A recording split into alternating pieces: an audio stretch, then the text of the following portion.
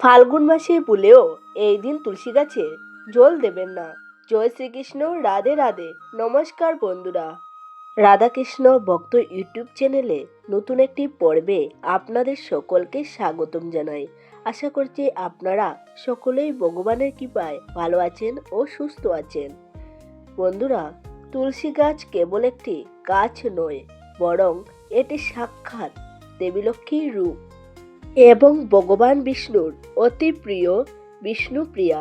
বিশেষ করে ফাল্গুন মাস হিন্দু শাস্ত্র মতে অত্যন্ত পূর্ণময় একটি সময়।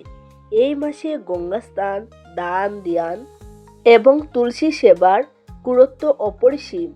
তবে ভক্তি থাকলেই হলো না, শাস্ত্রীয় বিধিনিষেধ না জানলে পূর্ণ অর্জনের পরিবর্তে অজান্তেই আমরা অমঙ্গল ডেকে আনতে পারি।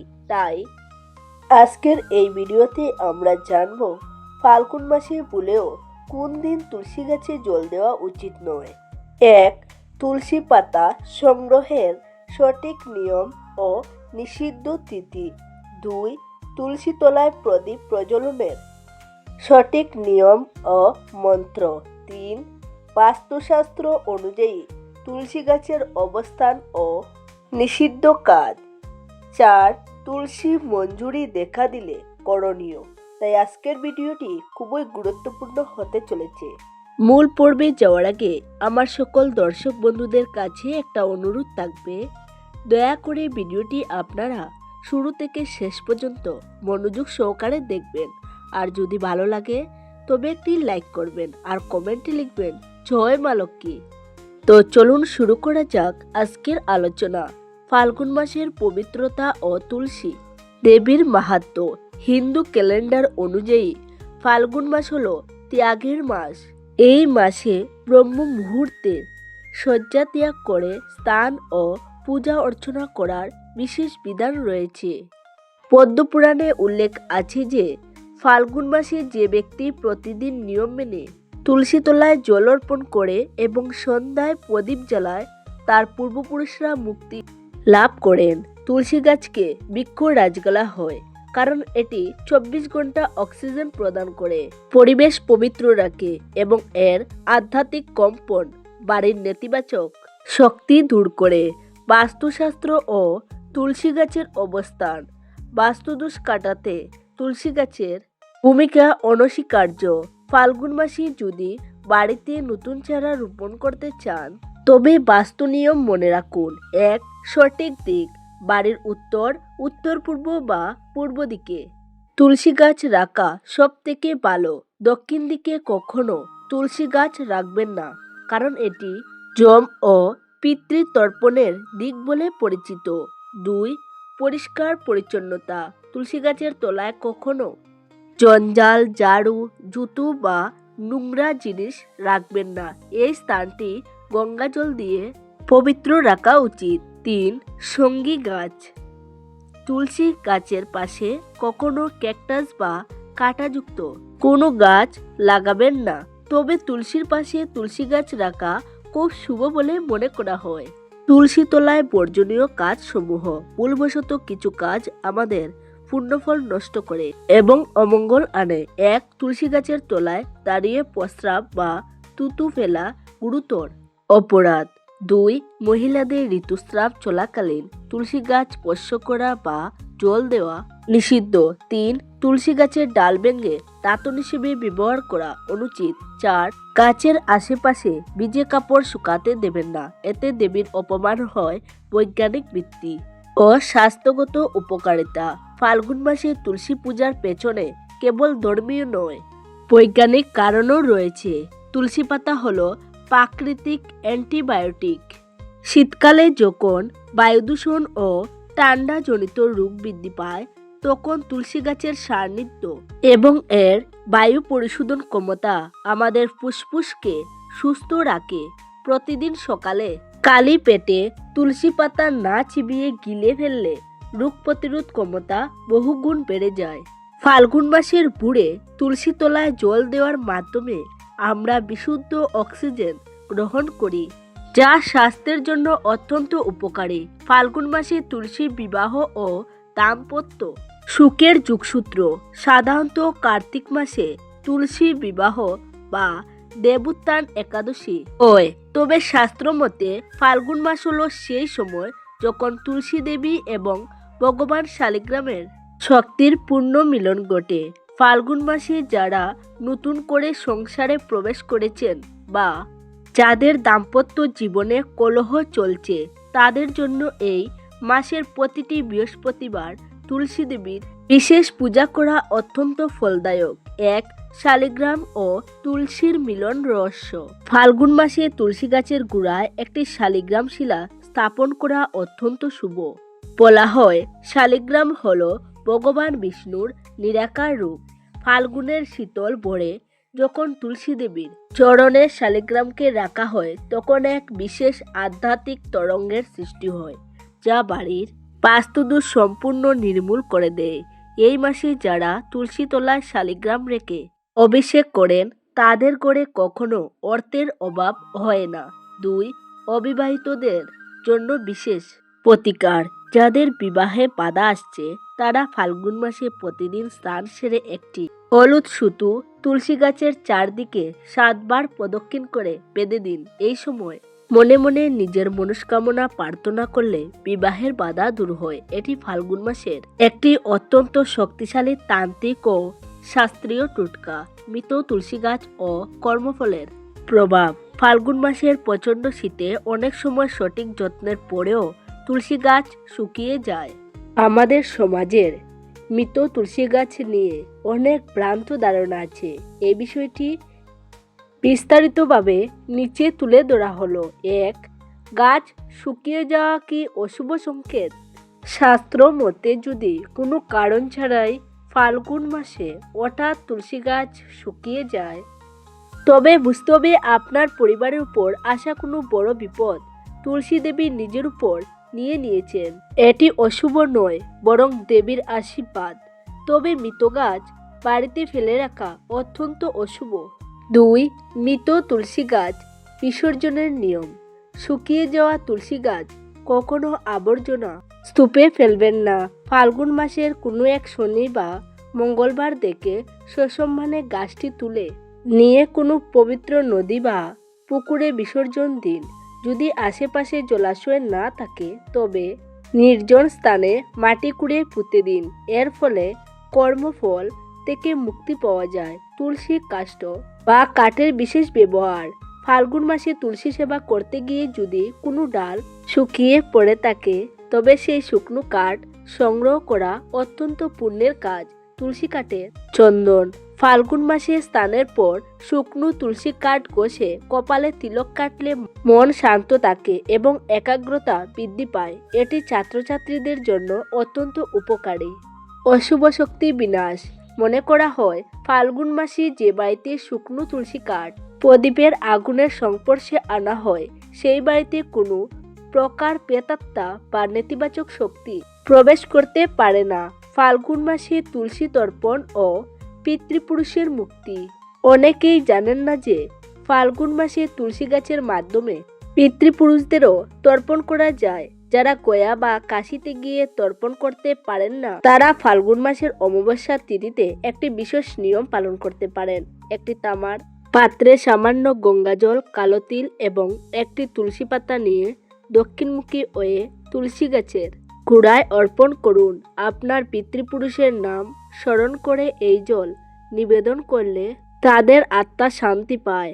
শাস্ত্র মতে ফাল্গুন মাসে তুলসী দেবীর মাধ্যমে করা তর্পণ সরাসরি বৈকুণ্ঠে পৌঁছায়। তুলসী ধ্যানের বিশেষ মন্ত্র ও মানসিক প্রশান্তি। ফাল্গুন মাসের ভোরে তুলসী তলায় বসে কেবল জল দেওয়াই যথেষ্ট নয়। যদি আপনি নিচের মন্ত্রটি পাঠ করতে পারেন তবে মানসিক দুশ্চিন্তা থেকে মুক্তি মিলবে। ওম তুলসী শ্রী শ্রী মহালক্ষ্মী বিদ্যা বিদ্যা যশস্বী ধর্মেয়া ধর্মননা দেবী দেবী দেব মনোপ্রিয়া। এই মন্ত্রটি জপ করলে ফাল্গুন মাসের ঠান্ডাতেও শরীরের অভ্যন্তরে এক প্রকার আধ্যাত্মিক উষ্ণতা অনুভূত হয় যা যোগ সাধনার একটি অংশ। ফাল্গুন মাসে তুলসী গাছের বিশেষ পরিচর্যা। শীতকালীন যত্ন। ফাল্গুন মাসের কনকনে ঠান্ডায় তুলসী ও অনেক সময় কালো হয়ে যায় বা পাতা শুকিয়ে ঝরে পড়ে। একে বলা হয় তুলসীর শীত, গুম বা সুপ্ত দশা। এই সময় গাছকে বাঁচিয়ে রাখতে নিচের বিষয়গুলো অনুসরণ করুন।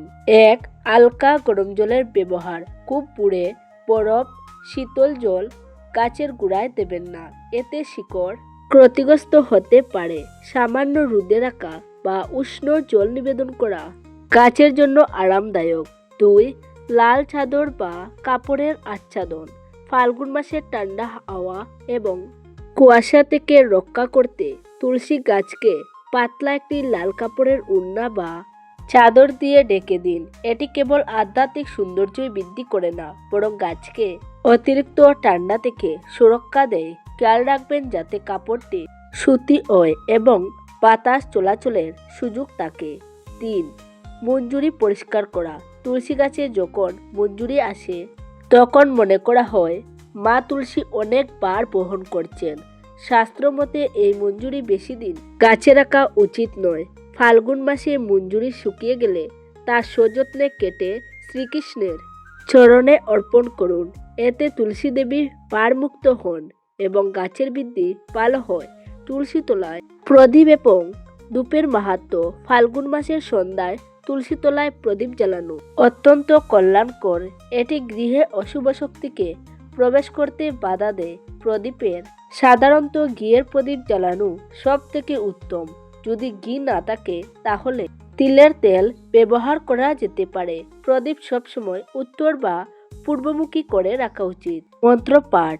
প্রদীপ জ্বালানোর সময় শুভং করতি কল্যাণং আরোগ্যং ধনসম্পদা শত্রু বুদ্ধি বিনাশায় দীপ জ্যোতির নমস্তুতে।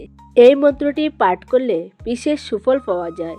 শীতের এই সময়ে যখন প্রকৃতির রুক্ষ হয়ে ওঠে তখন তুলসী দেবীর সেবা করা মানে হলো প্রকৃতির প্রতি কৃতজ্ঞতা প্রকাশ করা। তবে শাস্ত্র নির্দিষ্ট করে দিয়েছে যে ফাল্গুন মাসের কিছু বিশেষ দিন আছে যখন গাছ স্পর্শ করা বা জল দেওয়া অত্যন্ত অশুভ। ফাল্গুন মাসে ভুলেও যে দিনগুলোতে জল দেবেন না। শাস্ত্রীয় বিধান অনুসারে তুলসী গাছ অত্যন্ত সংবেদনশীল। কিছু বিশেষ তিথিতে মা তুলসী ভগবান বিষ্ণুর জন্য কঠোর ব্রত পালন করেন। সেই দিনগুলোতে জল দিলে তার ব্রত ভঙ্গ হয় বলে বিশ্বাস করা হয়। রবিবার বিশ্রামের দিন। সপ্তাহের 7 দিনের মধ্যে রবিবার হলো সূর্যদেবের দিন এবং তুলসী দেবীর বিশ্রামের দিন। প্রচলিত বিশ্বাস অনুসারে রবিবারে তুলসী মা শ্রীহরির ধ্যানে মগ্ন থাকেন। এই দিনে গাছের গোড়ায় জল ঢাললে তার ধ্যান ভঙ্গ হয়। ফাল্গুন মাসের আর কাঁপানো শীতে রবিবারে সকালে জল দিলে গাছের ক্ষতি হওয়ার সম্ভাবনা বেশি থাকে। তাই শাস্ত্রমতে রবিবারে জল দেওয়া গৃহস্থের উন্নতি বাধাগ্রস্ত হয় এবং দারিদ্র্য নেমে আসে। একাদশী তিথি। নির্জলা উপবাসের দিন। ফাল্গুন মাসের শুক্ল ও কৃষ্ণ উভয় পক্ষের একাদশী তিথি অত্যন্ত গুরুত্বপূর্ণ। পৌরাণিক কাহিনী মতে তুলসী দেবী এই তিথিতে বিষ্ণুপ্রিয়া হিসেবে নির্জলা উপবাস পালন করেন। আপনি যদি এই দিন গাছে জল দেন তবে তার উপবাস ভঙ্গের অপরাধ আপনার উপর পড়বে। শাস্ত্রে বলা হয়েছে একাদশীতে তুলসী গাছে জল দেওয়া মানে হলো নিজের ভাগ্যের পথ রুদ্ধ করা। দ্বাদশী তিথি। অনেকে মনে করেন শুধু একাদশী তিথিতে জল না দিলেই হয়, কিন্তু দ্বাদশী তিথিতেও কিছু নির্দিষ্ট নিয়ম রয়েছে। বিশেষ করে একাদশীর পরের দিন অর্থাৎ দ্বাদশীর সকালে দেবী যখন উপবাস ভঙ্গ করেন তখন অতিরিক্ত জল দেওয়া অনুচিত। সূর্যাস্তের পর তো একেবারেই জল দেওয়া যাবে না। সূর্যগ্রহণ ও চন্দ্রগ্রহণ। ফাল্গুন মাসে যদি গ্রহণ লাগে তবে গ্রহণের সময়কাল এবং তার সূতককালে তুলসী গাছ স্পর্শ করা মহাপাপ। গ্রহণের সময় প্রকৃতিতে যে নেতিবাচক বিকিরণ ছড়িয়ে পড়ে তা থেকে রক্ষা করার জন্য তুলসী গাছকে কাপড় দিয়ে ঢেকে রাখা উচিত এবং গ্রহণ শেষ না হওয়া পর্যন্ত জল দেওয়া নিষিদ্ধ। তুলসী পাতা সংগ্রহের কঠোর নিয়মাবলী। পুজোর জন্য তুলসী পাতা প্রয়োজন হলেও তা যত্রতত্র যখন তখন ছেঁড়া উচিত নয়। ফাল্গুন মাসে এই নিয়মগুলো আরও কঠোরভাবে পালন করা হয়। নিষিদ্ধ তিথি। একাদশী, দ্বাদশী এবং পূর্ণিমা তিথিতে তুলসী পাতা ছেঁড়া নিষিদ্ধ। এছাড়া সংক্রান্তির দিনেও পাতা ছেঁড়া এড়িয়ে চলা উচিত। সময় জ্ঞান সূর্যাস্তের পর বা সন্ধ্যার অন্ধকারে তুলসী পাতা ছেঁড়া উচিত নয়। শাস্ত্রমতে সন্ধ্যায় বৃক্ষরাজি বিশ্রাম নেয়, সেই সময় তাদের কষ্ট দেওয়া অপরাধ। নখের ব্যবহার করবেন না। তুলসী পাতা ছেঁড়ার সময় কখনো নখ ব্যবহার করবেন না। বুড়ো আঙ্গুল ও তর্জনী দিয়ে আলতো করে ডাল থেকে পাতা আলাদা করতে হয়। স্নান ও পবিত্রতা। স্নান না করে বা অপবিত্র অবস্থায় তুলসী পাতা স্পর্শ করবেন না। এতে পাতা তার দেবত্ব হারায় এবং সেই পাতা দিয়ে পূজা করলে তা গৃহীত হয় না। ফাল্গুন মাসে তুলসী সেবা কেবল একটি প্রথা নয়, এটি আমাদের সংস্কৃতির এক অবিচ্ছেদ্য অংশ। রবিবার বা একাদশীর মতো নিষিদ্ধ দিনগুলো মেনে চলা এবং সঠিক নিয়মে যত্ন নিলে আপনার গৃহে লক্ষ্মী সমৃদ্ধি উপচে পড়বে। মনে রাখবেন, মা তুলসী সন্তুষ্ট থাকলে ভগবান বিষ্ণু এবং মা লক্ষ্মী স্বয়ং সেই গৃহে অবস্থান করেন। তাই ভক্তি ও নিষ্ঠার সাথে এই ফাল্গুন মাসে তুলসী দেবীর সেবা করুন। প্রিয় বন্ধুরা, ভিডিওটি দেখে যদি ভালো লেগে থাকে এবং উপকৃত হয়ে থাকেন তাহলে অবশ্যই একটি লাইক করবেন আর কমেন্টে ভক্তি বলে লিখুন, জয় মা লক্ষ্মী।